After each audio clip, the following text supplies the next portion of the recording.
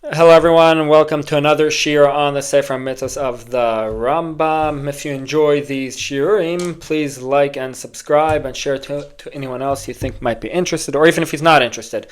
Also, it might be worth it to check out. Probably whoever's listening to this shiurim already know this, but I started sending out some insights that I have on the Parsha already for some time, mainly based off the Rambam, but also some other Mefarshim, and so check that out. Anyhow, so we're going to start with our answer to last week's question, Mitzvah 123, and then afterwards we're going to go on to Mitzvah 124. So let's get started.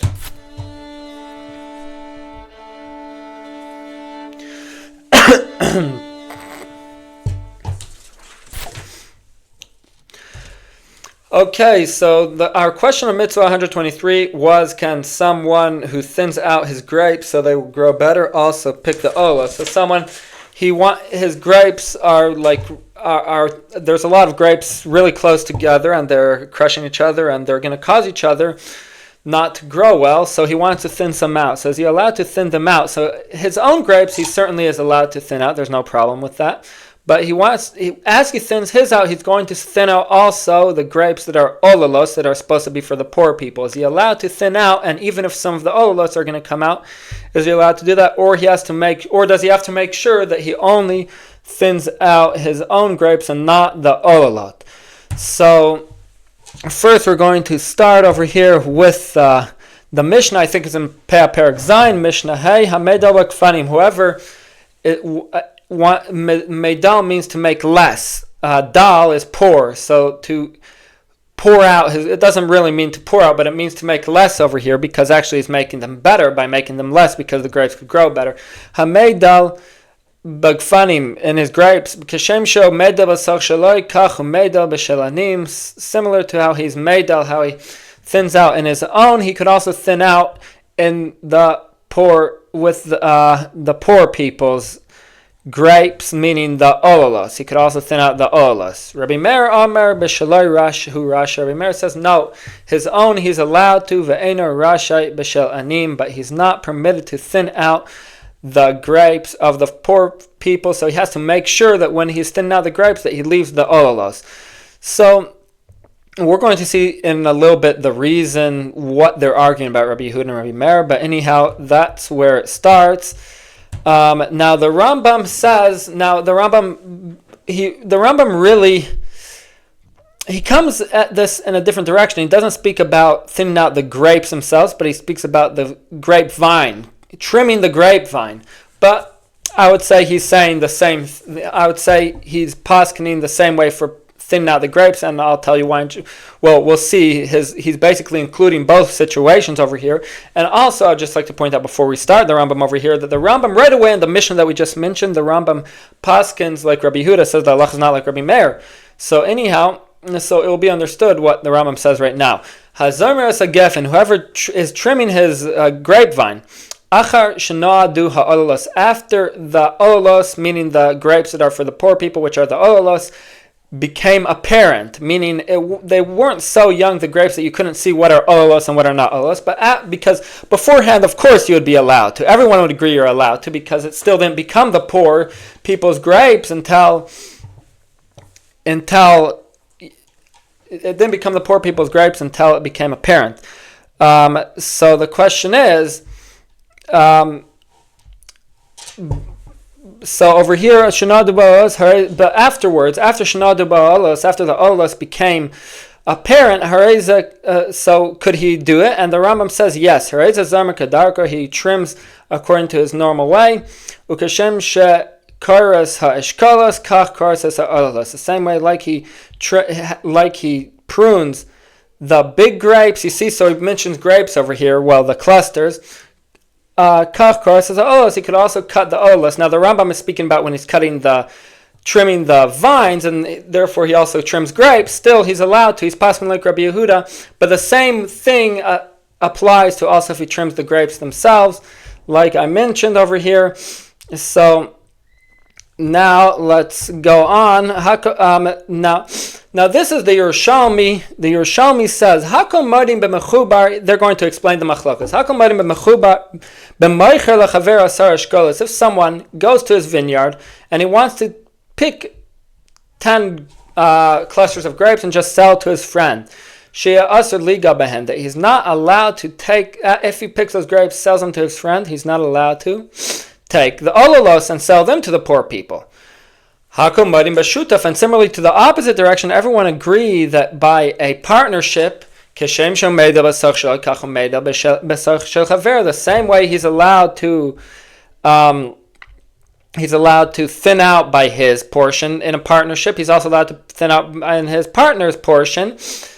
So you're allowed to thin out the partner's portion, your partner, and therefore you're allowed to, whatever you do to yours, you're allowed to do with his, and because it's helping the grapes grow, so you're allowed to.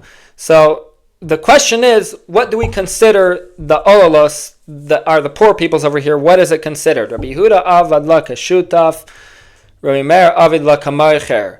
Rabbi Yehuda compares it to a partnership, that when you're thinning it out, these grapes, it's like you're working for the poor people as a partner with the poor people and helping their grapes become better. You became a shutaf, you became a partner with the poor people because the Torah commanded you to give these grapes to the poor people.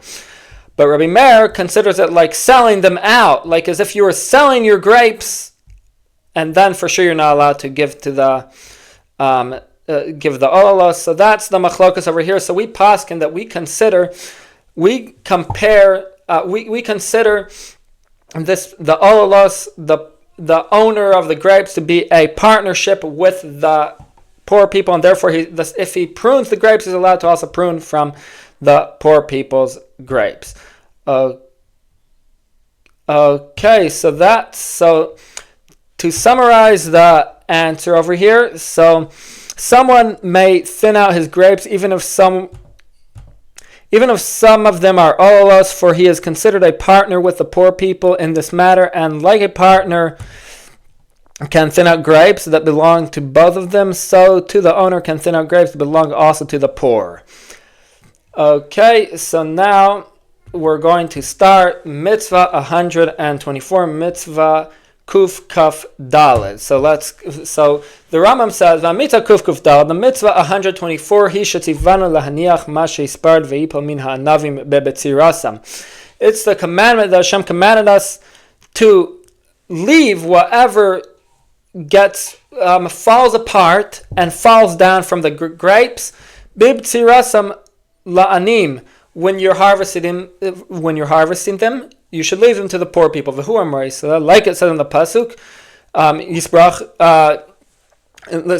like Hashem said in the Torah, the parrot, the individuals of your vineyard, you should not pick. Uferet is like individual ones that fell off. Telakate, you shouldn't pick up. That the word telakate means to pick up, to collect, meaning that they fell. La'ani v'lager some to the poor people, you should leave them. Remember, the Rambam mentioned before, even though it's inclusive over here, well, it's including all of these mitzvahs, but because they're separated for the negative commandment, they're separated for the positive commandment, and it's lavanita klaseh. It's a negative commandment attached to a positive commandment. You should not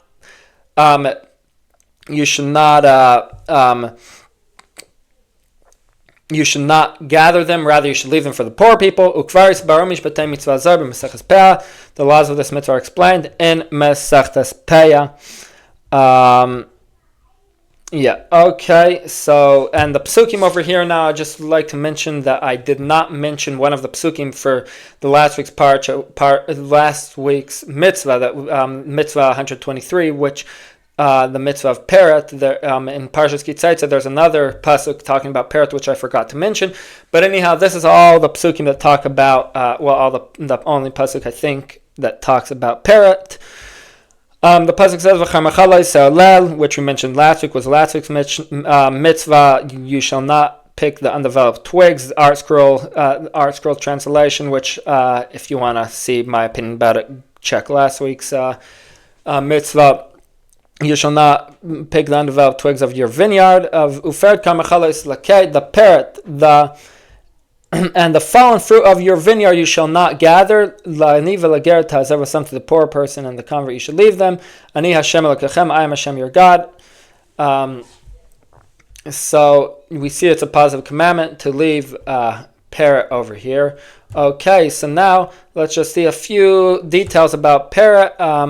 So the Mishnah says, "Ezo parrot hanosher b'shas apsira." What's considered parrot? Whatever falls at the time of the harvest. Haya boitzer akatz esa eshkol v'husach ba'alim v'nafel ha'aretz v'nifrat ha'er shel bal habayis. So if he was harvesting and he was he pulled the vineyard, he pulled the cluster of grapes, but it got tangled in the weeds, or he got tangled in the weeds v'nafel, and because of it, it fell to the ground because it got stuck in the weeds or whatever. Basically, he was trying to pull it off, and he got stuck in the weeds.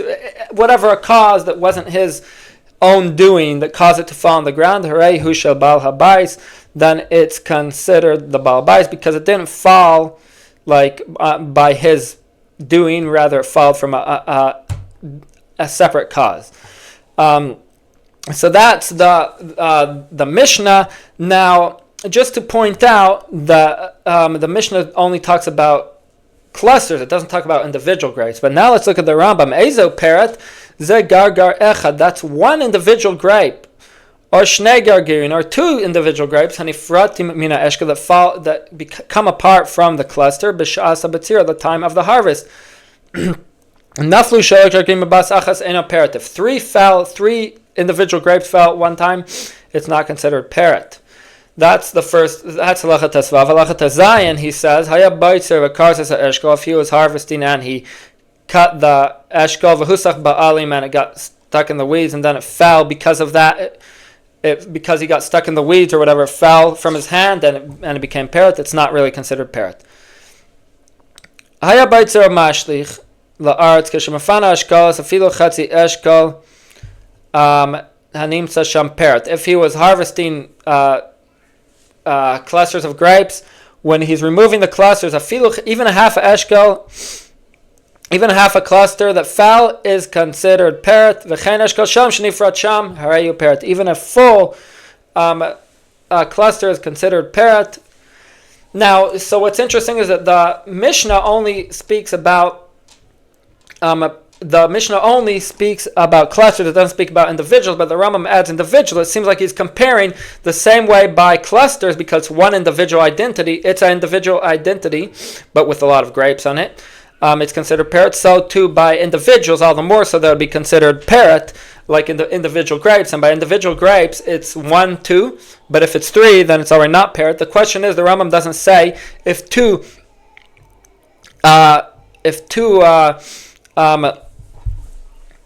clusters of grapes fall, then what would be the din if it would be considered parrot or not? He only says in 1 it would be considered parrot, but what would be the din if it's 2? Now, logically speaking, it would seem that even if there's 2, still it would be parrot, but the Rambam doesn't say it, and it doesn't seem like the Mishnah does either, so I'm just something to think about over here. Let's continue on. Ve'ein ba'al bayis chayav livtzor ha'olos ulitnam la'anim ela hein bartzin artzan la'atzman. The ba'al bayis does not have to harvest the olalos and to give them to the poor people. Rather, they harvest them themselves. It's not like some trees in Peah. We say that the owner harvests them because they're high up, and we're worried that the poor people are going to come to danger if they harvest them. But by vineyard, we don't say that. Therefore, they harvest their own. Okay, now I would like to speak about something else while we're at this over here, which is now there's a few mitzvahs that are mentioned in the Torah. There's Peah, Leket, and Shichacha. And then, which we'll see what they're talking about. Then there's Parrot and Olalos and Parrot. 5 things it seems like. But one mitzvah the Rambam doesn't mention is the mitzvah of, it says in the pasuk, Kisach Secha, when you harvest your olives, you shouldn't leave after you. There's an individual mitzvah about olives that the Rambam doesn't mention, so the question is why? So let's go through over here the Gemara. The Gemara says, Arba matnos shebakerem. There are 4 matanos, 4 things that you're supposed to give to the poor people in the kerem, in the vineyard: a parrot, ha'olalos, and a shichach ve'apea. Parrot, olalos, and shichach and peah. Now, just to point out, leket is not included over here. Dechsiv v'charmacha lo yisala, like it's on the pasuk. V'charmacha lo yisala. This is chulin. This is the Gemara chulin that's bringing this over here, by the way. Bavli chulin. V'charmacha lo yisala. Your vineyard, you should not take the olos. That's the one mitzvah. Parrot karmacha, that's the second mitzvah. Lo yisalaket, you shouldn't take. And it says v'chiziv tzar karmacha lo yisala lachrecha. And it says in Kitzaitza, Kiziv tzar karmacha lo yisala lachrecha, when you harvest your vineyard, you shouldn't take the olos after you. Amar of Levi, and Rav Levi learns from this. Acharecha zay shichacha. The word acharecha, which seems like you shouldn't take after you what's behind, or that seems like what is forgotten.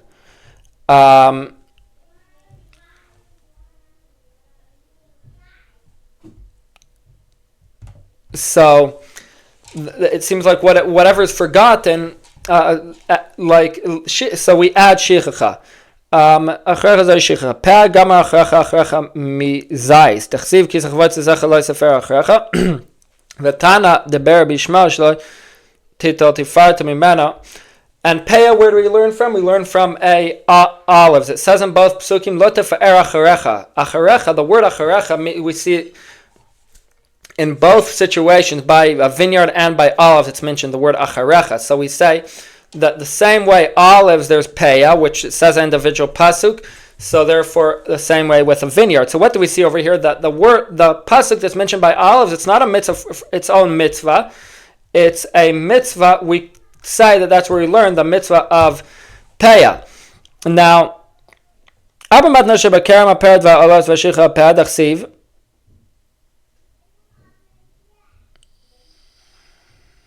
so we did that already. Let's go on. Where do we know?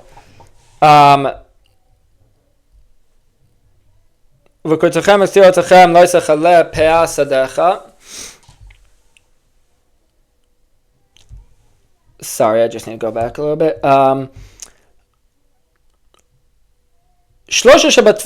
The 3 that are in a grain. Where do we learn the 3 mitzvahs that are in grain? Haleket. What are they? Haleket, shichacha, and a peah. And peah. Haleket, shichacha, and peah. Dachsiv. One pasuk. V'kutrchem es tzirotzachem lo sechaleh peah sadecha. That's a pasuk for peah. Bekutzrecha v'leket ketzircha v'goimer. Leket ketzircha lo selaket. You shouldn't pick the gleanings of your harvest, which that's leket kititzar. And then in kitzetza it says kititzar ketzircha b'sadecha, when you harvest in your field. And you forget a omer, a bundle in the field, basada. So there we learn shichacha. Shnaim shebe'ilan. How do we know the 2 mitzvahs in trees? A shichacha ve'apeya. What are they? Shichacha and peya. Dechsiv. Where do we know this? Kisach v'tzeisecha. Where do we learn the mitzvah of peya in trees? From kisach v'tzeisecha, when you harvest your olives or pick your olives, lo sefer achrecha, you shouldn't leave afterwards. Shloti tal tifarta. You shouldn't leave the remnant, the leftover tifarta, a certain mimena achrecha zay shichacha. And then the individual word of achrecha is shichacha. So that's where we learn the 2 from. So I'm just pointing out the mitzvah of olives. We learn from the mitzvah of olives that there's peah in trees. That's what we learn from the mitzvah of olives. And the Rambam says over here, Kashem she'ashichacha ba'amarim kach hi bakama. The same way there's shichacha in amrim, there's shichacha in there's shichacha in kama, which that we mentioned before. We had it in a different question. Im shachach mitzas akama loy katzareza ukashem shashicha batva. The same way there's shichacha in grain. Kayotzabaya shichacha la'ilanos. There's shichacha for the trees. Kulan shenemar, and he brings this pasuk. Kisachvad zeisecha loy sefer acharecha. Now, what's interesting is the Gemara that we mentioned learns from this pasuk that there's peah for trees, but the Rambam's learning from this pasuk that there's shichacha for trees. So that's an interesting thing. That's what the Rambam that's what the Rambam holds, that we learn from this pasuk, shichacha, not peya. Because we learn shichacha, not peya, like that Bavli did. So it would seem like the Rambam is holding, well, let's just summarize the Rambam. Nimtzas lamed asher arba matanos nanim. There are 4 presents, 4 things that you give the poor people in the vineyard: haperet va'olos, haperet and olos, and peah and shichacha. 3 things that you give in wheat: leket, shichacha, and peah. 2 in the rest of the trees, that's peah and shichacha. So normal trees, there's only peah and shichacha. Vineyard, there's 4, and fields, there's 3. So now the Rambam is holding. It seems like he's holding like a different. Now let's bring the Yerushalmi. The Yerushalmi has two ways of darshaning this, and one way seems more like the Bavli that we mentioned, but then there's a different way, and over here I think this is how the Rambam's going. The Rambam says, Ilanos menayin. Where do we know that there's payah for trees? Talmud Lomar Sadcha. It says field. Now field, although in English it might mean not include trees, but in Hebrew Sadcha includes de ilan, field of trees, and therefore that's where we learn there's payah for trees. So the Yerushalmi over here is holding, where do we learn payah? Not from olives, from Kisachvat Sefer, from that pasuk, rather from payah over here. It says when you harvest of your ground, you shouldn't